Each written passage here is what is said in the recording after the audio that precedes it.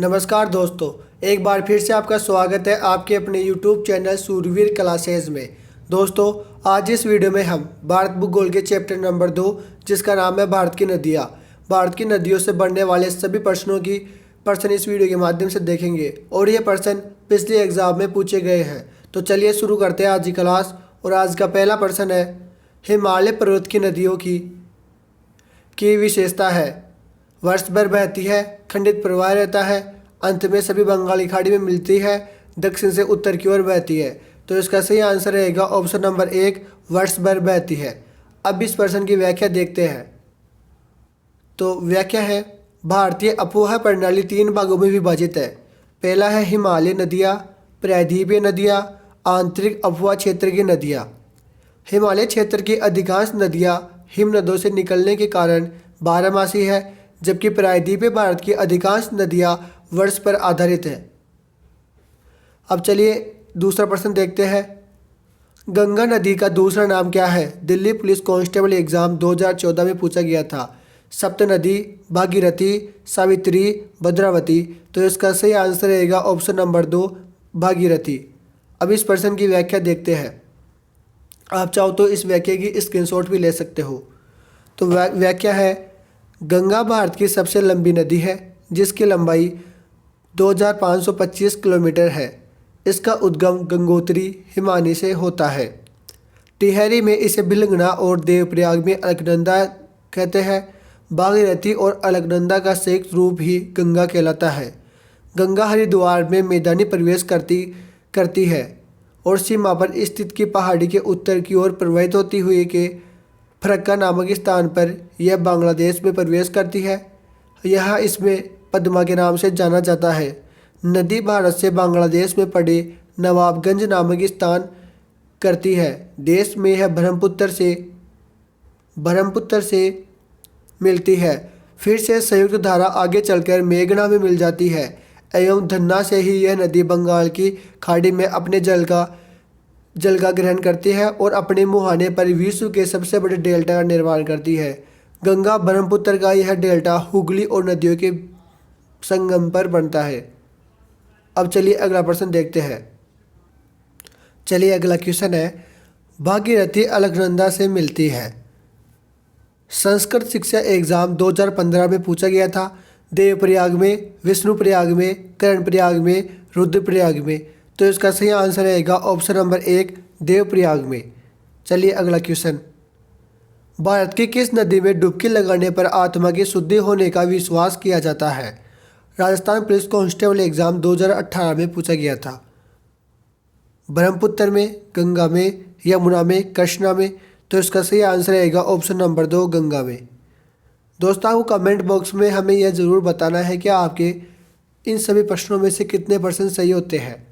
चलिए अगला प्रश्न, रुद्रप्रयाग किन नदियों के संगम पर अवस्थित है?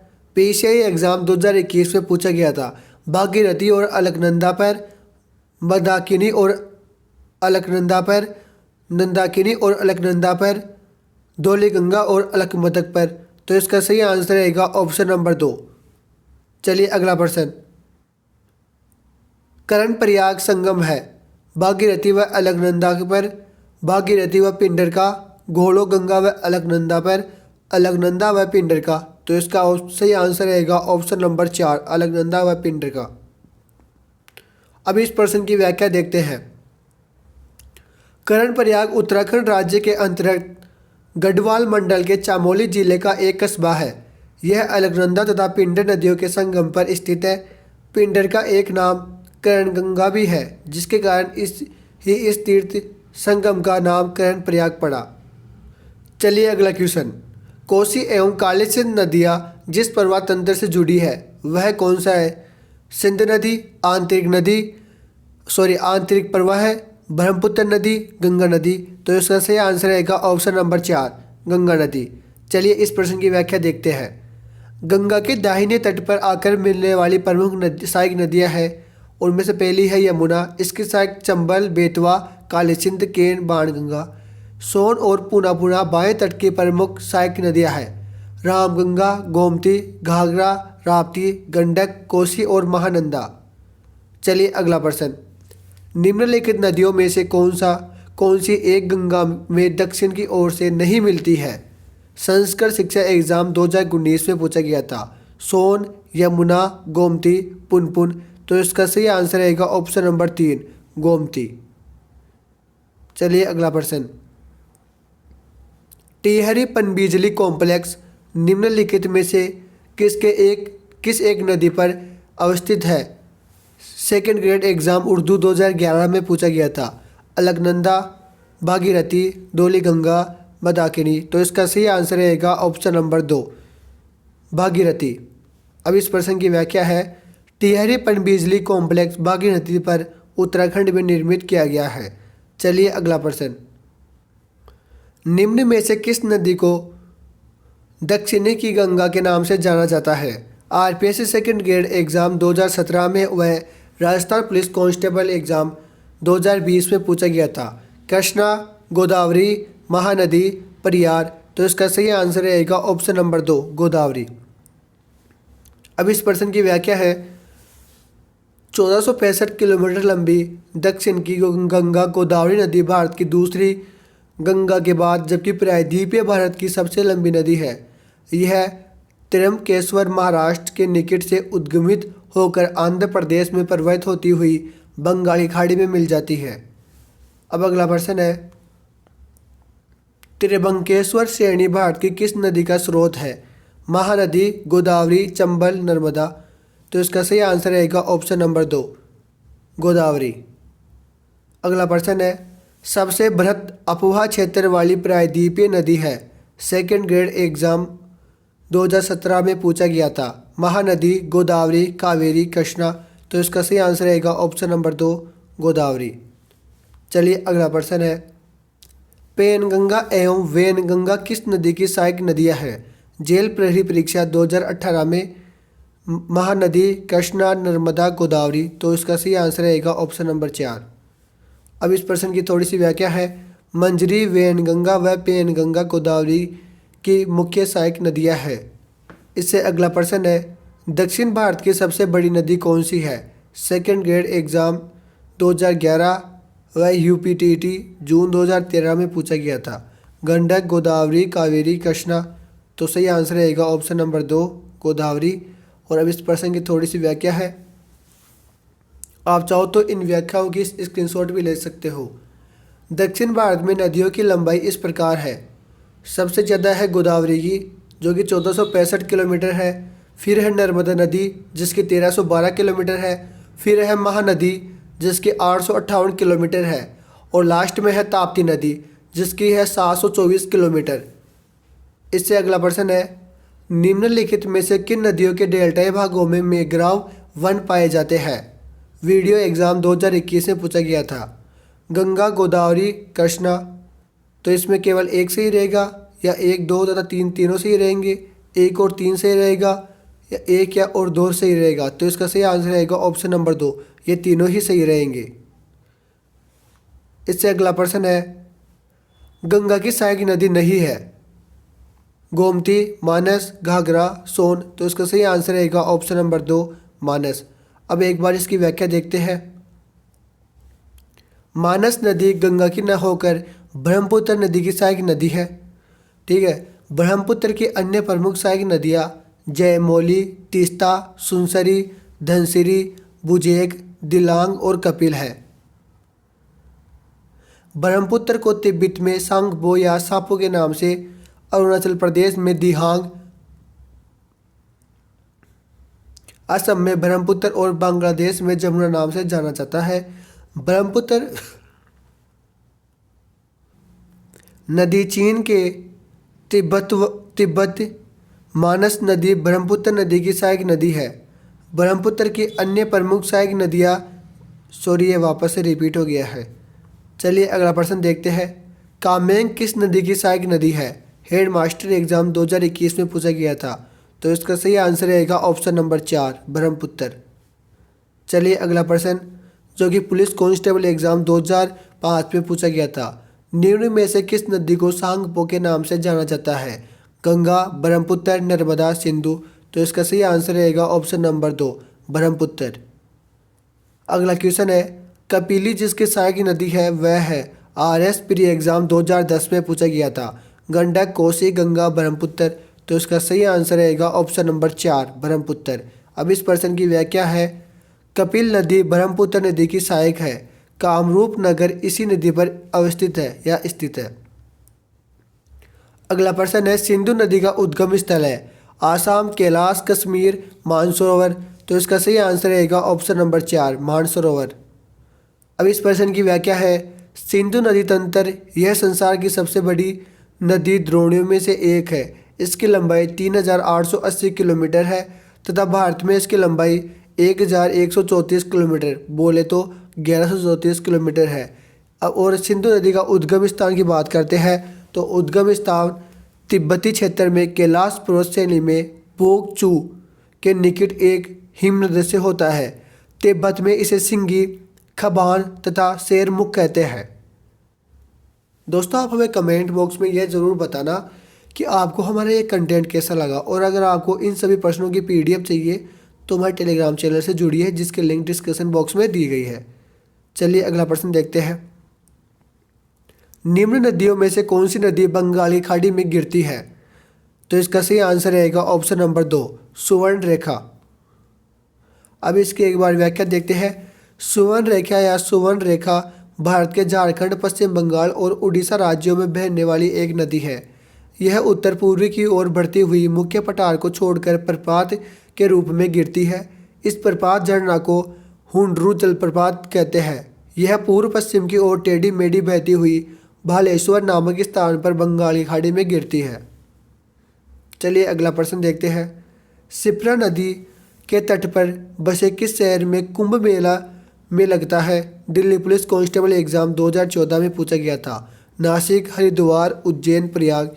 तो इसका सही आंसर रहेगा ऑप्शन नंबर 3 उज्जैन। अब इसकी एक बार व्याख्या देखते हैं। कुंभ मेले का आयोजन नासिक जो कि महाराष्ट्र में है, प्रयागराज इलाहाबाद उत्तर प्रदेश, हरिद्वार उत्तराखंड व उज्जैन मध्य प्रदेश में 12-12 वर्ष के अंतराल पर होता है। अब अगला प्रश्न है, नर्मदा नदी निम्न में से कहाँ से शुरू होती है? दिल्ली पुलिस कांस्टेबल एग्जाम 2014 में पूछा गया था। मेरभार, अमरकंटक, डिंडोरी, इलाहाबाद। तो सही आंसर रहेगा ऑप्शन नंबर 2 अमरकंटक। अब इस प्रश्न की एक बार व्याख्या देखते हैं। नर्मदा नदी मैकाल पर्वत में अमरकंटक की पहाड़ियों से निकलकर पश्चिम की ओर 1312 किलोमीटर चलकर खंबात की खाड़ी अरब सागर में जा मिलती है। दक्षिण में सतपुड़ा और उत्तर में विंध्याचल श्रेणियों के मध्य यह अंश घाटी में बहती हुई संगमरमर की चट्टानों में खूबसूरत महार और जबलपुर जो कि मध्य प्रदेश के निकट धुआंधार जलप्रपात कपिलधारा प्रपात बनाती है। घाघरी व हिरण प्रताप की इस नदी की अन्य प्रसिद्ध प्रपात है। नर्मदा नदी की मुख्य सहायक नदियों में हालन नदी, बंजार नदी, बरना नदी और तवा नदी मुख्य है। गुजरात राज्य के बड़ौद जिले में सरदार सरोवर परियोजना नर्मदा नदी पर ही बनाई गई है। सरदार सरोवर बांध गुजरात राज्य की जीवन रेखा है। अब चलिए अगला प्रश्न देखते हैं। भारतीय प्रायद्वीपीय पठार में पश्चिम की ओर बहने वाली नदियाँ कौन कौन सी है? दिल्ली पुलिस कांस्टेबल एग्जाम 2017 में पूछा गया था। नर्मदा, कावेरी, गोदावरी, कृष्ण। तो इसका सही आंसर रहेगा ऑप्शन नंबर 1 नर्मदा। चलिए अब अगला प्रश्न देखते हैं। तवा नदी किस सहायक नदी है? नर्मदा, महानदी, ताली या तापी, सोन। तो इसका सही आंसर रहेगा ऑप्शन नंबर 1 नर्मदा। अगला प्रश्न है, निम्न में से भारत की कौन सी नदी एक विभ्रंश घाटी से होकर बहती है? गंगा, नर्मदा, कावेरी, कृष्णा। तो सही आंसर रहेगा ऑप्शन नंबर 2 नर्मदा। अगला प्रश्न है, भारत में पूर्व से पश्चिम की ओर बहने वाली सबसे लंबी नदी है? लूनी, साबरमती, तासी, नर्मदा। तो सही आंसर रहेगा ऑप्शन नंबर 4 नर्मदा। चलिए अगला प्रश्न, तीस्ता नदी का उद्गम किस राज्य में है? जेल प्रेरी परीक्षा 2018 में पूछा गया था। मेघालय, त्रिपुरा, सिक्किम, मणिपुर। तो सही आंसर रहेगा ऑप्शन नंबर 3 सिक्किम। अब इसकी एक बार छोटी सी व्याख्या है वो देखते हैं।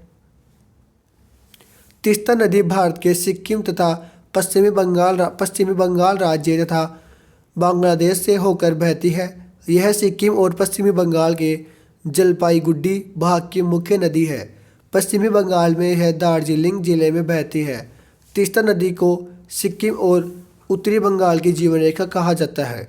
चलिए अगला प्रश्न, जो नदी शेष अन्य से भिन्न है वह है। RS प्री एग्जाम 1999 में पूछा गया था। नर्मदा, सिंधु, ताप्ती, महानदी। तो इसका सही आंसर रहेगा ऑप्शन नंबर 1 नर्मदा। अब चलिए इसकी व्याख्या देखते हैं। नर्मदा, सिंधु और ताप्ती नदियों का मुहाना अरब सागर में है, जबकि महानदी बंगाली खाड़ी में अपने डेल्टा का निर्माण करती है। इस आधार पर महानदी 3 अन्य से भिन्न है। सिंधु नदी का उद्गम स्रोत भारत के बाहर है, जबकि अन्य नदियों का स्रोत भारत में ही है। अतः विकल्प 2 एवं 4 सही रहेगा। चलिए अगला प्रश्न देखते हैं। निम्न में से कौन सी नदी मुहाना बनाती है? नर्मदा, कृष्णा, महानदी और गोदावरी। तो इसका सही आंसर रहेगा ऑप्शन नंबर 1 नर्मदा। अगला प्रश्न है, भाखड़ा, नांगल, हीराकुंड और कोसी परियोजना क्रमशः नदियों पर स्थित है। पटवार एग्जाम 2021 में पूछा गया था। व्यास, महानदी गोदावरी, गोदावरी महानदी कोसी, सतलज महानदी कोसी, सतलज महानदी पूर्णा। तो इसका सही आंसर रहेगा ऑप्शन नंबर 3 सतलज महानदी व कोसी। चलिए अगला प्रश्न देखते हैं। बाणसागर पनबिजली परियोजना कहाँ पर स्थित है? पटवार एग्जाम 2021 में पूछा गया था। तो इसका सही आंसर रहेगा ऑप्शन 1 मध्य प्रदेश में। प्रायद्वीपीय भारत की निम्नलिखित नदियों में से कौन सी लंबाई में सबसे छोटी है?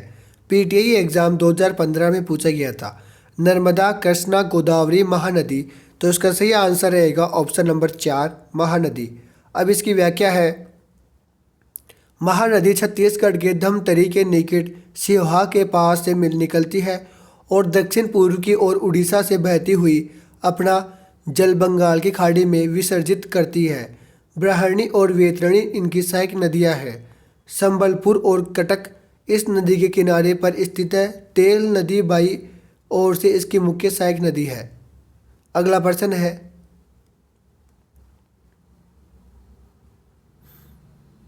महानदी पर निर्मित बांध का नाम क्या है? RS प्री एग्जाम 1994 व 95 में पूछा गया था।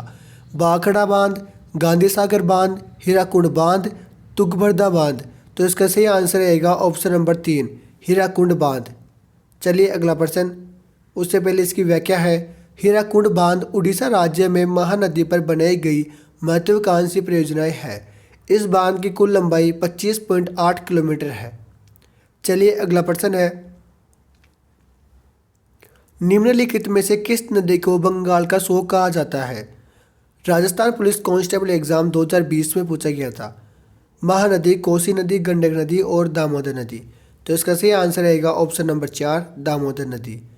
इसकी व्याख्या है, नदियों के उपनाम है बंगाल का शोक दामोदर नदी, उड़ीसा का शोक महानदी को कहा जाता है, बिहार का शोक कोसी नदी को कहा जाता है।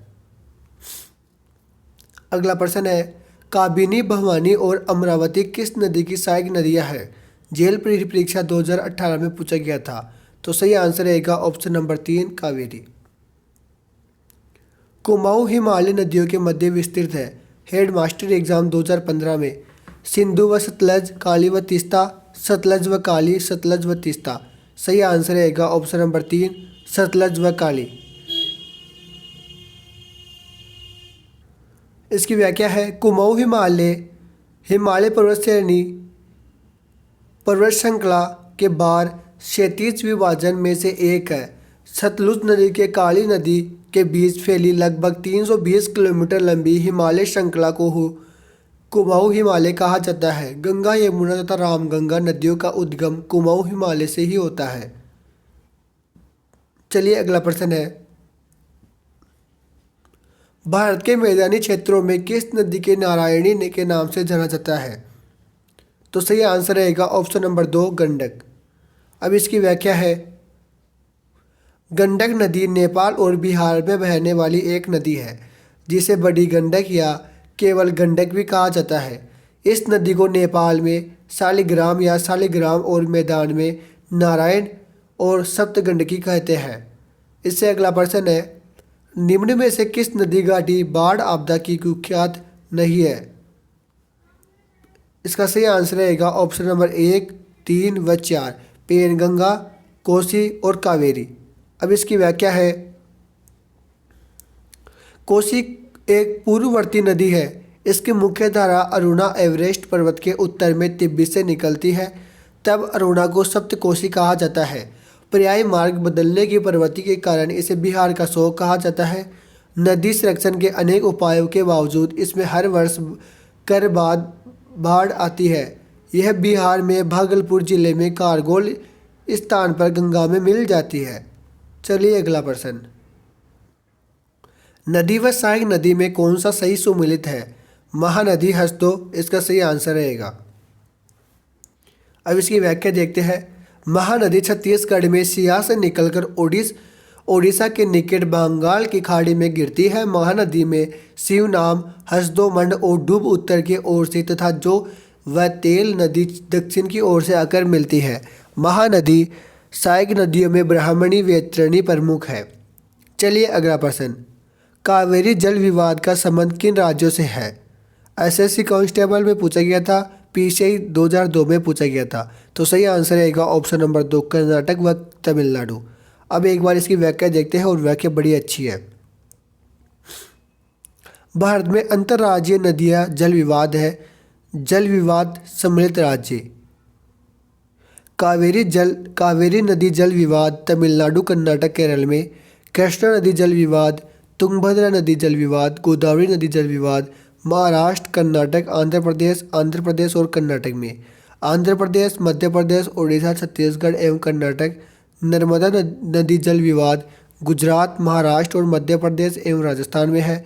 यमुना नदी जल विवाद दिल्ली, हिमाचल प्रदेश, राजस्थान, हरियाणा, उत्तर प्रदेश व मध्य प्रदेश में है।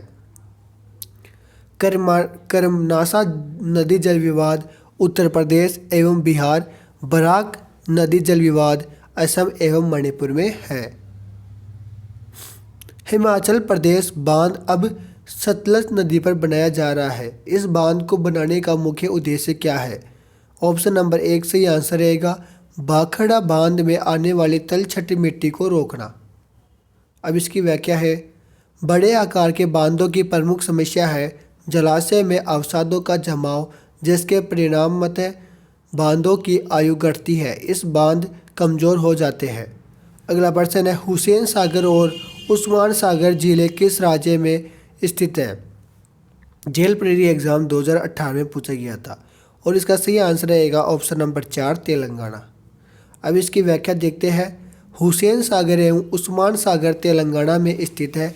हुसैन सागर मूसी नदी की सहायक नदी पर 1562 में निर्मित किया गया था।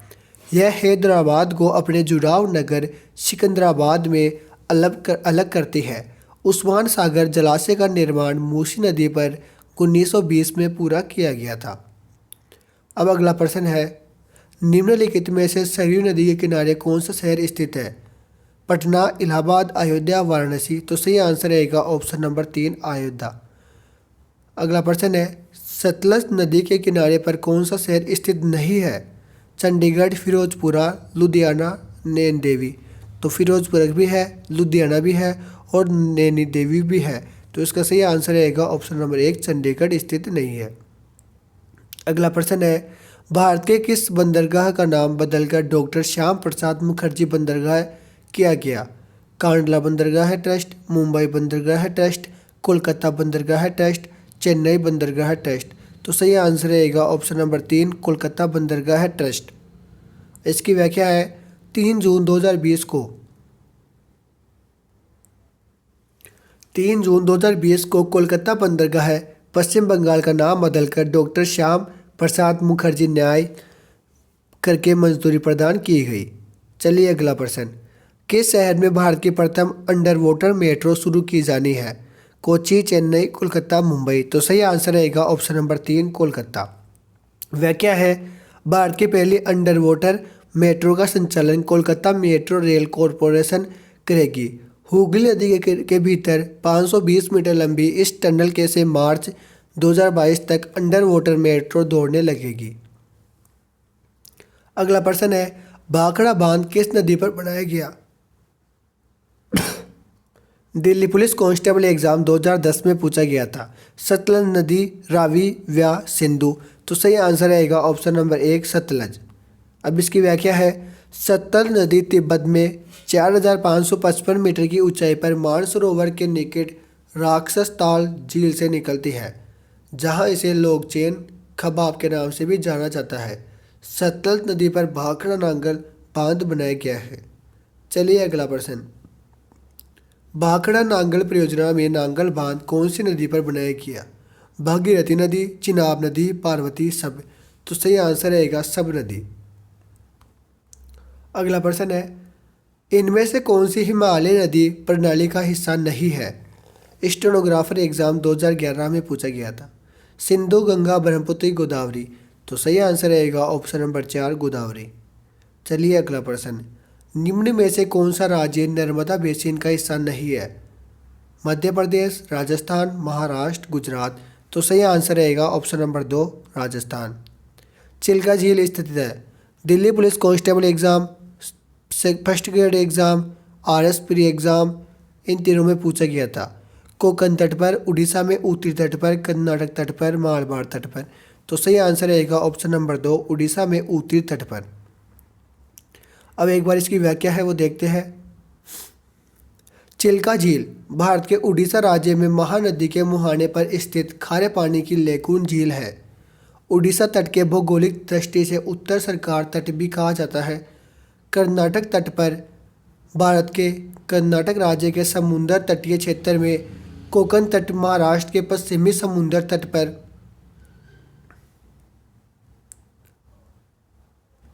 केरल के पश्चिमी समुद्री तट क्षेत्र पर फैला है।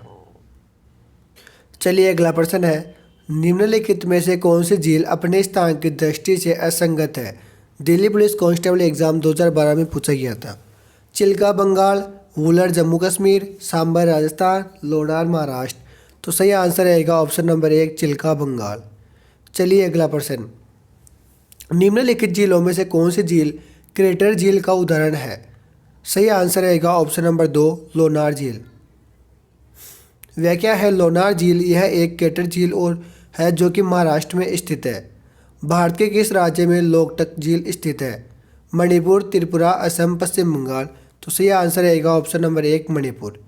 और इसकी व्याख्या है, मणिपुर स्थित लोकटक झील अपनी सतह पर तैरते हुए वनस्पति और मिट्टी से बने द्वीपों के लिए प्रसिद्ध है, जिन्हें कुंदी कहा जाता है। चलिए अगला प्रश्न, मुल्ला पेरियार बांध राज्य में स्थित है? स्टेनोग्राफर एग्जाम 2013 में पूछा गया था। गोवा, केरल, तमिलनाडु, आंध्र प्रदेश? तो सही आंसर रहेगा ऑप्शन नंबर 2 केरल। अब इसकी व्याख्या है, मुल्लीपेरियार बांध या मुल्लीपेरियार बांध भारतीय राज्य केरल स्थित एक राजगिरी गुरुत्वीय बांध है।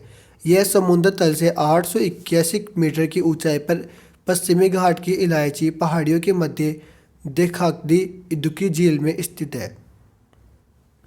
चलिए अगला प्रश्न,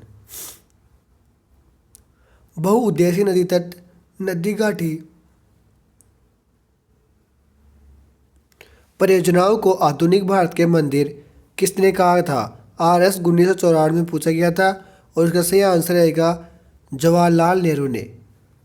अब इसकी व्याख्या है, पंडित जवाहरलाल नेहरू ने बहुउद्देशीय नदी घाटी परियोजना को आधुनिक भारत के मंदिर कहा था। चलिए अगला प्रश्न, सतुसमुद्रम परियोजना में नौ परिवहन नहर की लंबाई कितनी है? आरएस प्री एग्जाम 2007 में पूछा गया था। इसका सही आंसर रहेगा ऑप्शन नंबर 2 167 किलोमीटर। और इसकी व्याख्या है, 2005 में भारत सरकार ने सेतु समुद्र परियोजना का ऐलान किया गया। भारत सरकार सेतु समुद्र परियोजना के अंतर्गत तमिलनाडु के रामेश्वर के तटवर्ती क्षेत्रों में तमिलनाडु को श्रीलंका से जोड़ने की योजना पर काम करती है। चलिए अगला प्रश्न, पीक बांध किस नदी पर निर्मित है? आरएस प्री एग्जाम 2007 और पीएसआई एग्जाम 2018 में पूछा गया था। इसका सही आंसर रहेगा ऑप्शन नंबर 2 व्यास। व्याख्या है, हिमाचल प्रदेश के कांगड़ जिले के शिवालिक पहाड़ियों में आई भूमि पर व्यास नदी पर बांध बनाकर एक जलाशय का निर्माण किया गया है, जिसे महाराणा प्रताप सागर नाम दिया गया। इस जलाशय का पांग बांध के नाम से भी जाना जाता है। यह बांध 1975 में बनाया गया था। चलिए अगला प्रश्न, दक्षिण में सिंचाई का मुख्य है। सही आंसर है ऑप्शन नंबर 1 तालाब। सरदार सरोवर परियोजना से राज्य में किसको लाभ मिलता है? दिल्ली पुलिस कांस्टेबल एग्जाम 2012 में पूछा गया था और सही आंसर रहेगा ऑप्शन नंबर 3 मध्य प्रदेश, महाराष्ट्र व राजस्थान। इसकी व्याख्या है, प्रधानमंत्री नरेंद्र मोदी ने 67वें जन्मदिन पर 17 सितंबर 2017 को दुनिया के दूसरे सबसे बड़े कंक्रीट के इस्तेमाल के लिहाज से सरदार सरोवर बांध का उद्घाटन किया। यह नर्मदा नदी पर बना है। यह अमेरिका की ग्रांट कोली के बाद दूसरा सबसे बड़ा बांध है। सरदार वल्लभ भाई पटेल ने 1945 में बांध निर्माण की पहल की। 15 अप्रैल 1961 को जवाहरलाल नेहरू ने शिलान्यास किया। नर्मदा जिले में केवड़िया में स्थापित यह बांध आकार की दृष्टि से विश्व का दूसरा बड़ा बांध है। यह मध्य प्रदेश, महाराष्ट्र, राजस्थान की संयुक्त परियोजना है।